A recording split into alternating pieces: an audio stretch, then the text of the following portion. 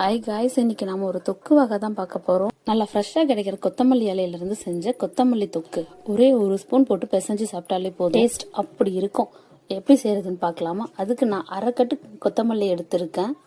சின்ன சின்னதாக கட் பண்ணி வாஷ் பண்ணி எடுத்து வச்சுக்கேன். மண்பானை தான் எடுத்திருக்கேன்.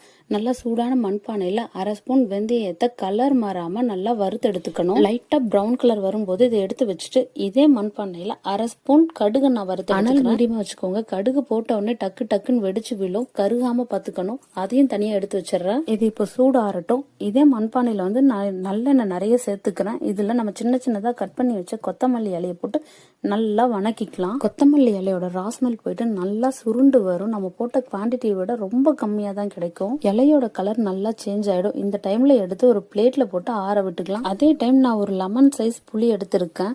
அந்த புளியை வந்து பாத்தீங்கன்னா சுடு தண்ணியை ஊற்றி கொஞ்ச நேரம் ஊற விடுவோம். இப்போ நம்ம ஃபர்ஸ்ட் வறுத்து வச்சோம் இல்லைங்களா, வெந்தயத்தையும் கடுகையும் ஆற விட்டோம்ல, அது ரெண்டுத்தையுமே நான் இப்போ ஒரு சின்ன உரல்ல சேர்த்து தூள் பண்ணிக்கிறேன்.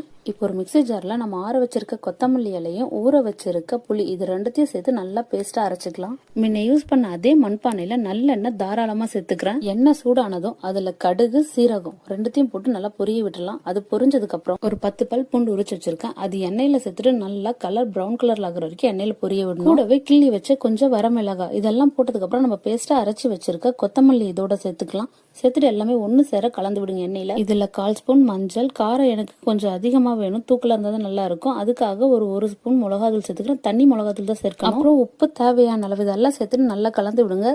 அடிப்பிடிக்காம இருக்க நல்லா கலந்துகிட்டே இருக்கணும். எண்ணெய் நல்லா பிரிஞ்சு வரும்போது நம்ம வறுத்து பொடி பண்ணி வச்சிருக்க வெந்தயம் கடுகு அந்த பொடியை வந்து 1 ஸ்பூன் சேர்க்கிறேன். இதையும் நல்லா கலந்து விட்டுட்டு வெல்லம் பாத்தீங்கன்னா 1 ஸ்பூன் அளவுக்கு கொஞ்சமா எடுத்திருக்கேன். அந்த வெல்லத்தையும் சேர்த்துக்கலாம். வெல்லம் சேர்க்கும் போது புளிப்போட டேஸ்ட் நல்லா தூக்கி கொடுக்கும். வெல்லத்துக்கு பதில் கொஞ்சமா சுகர் கூட ஆட் பண்ணலாம். அவ்வளவுதான். இது எல்லாமே கலந்து விட்டோம்னா நம்மளோட கொத்தமல்லி தொக்கு ரெடி.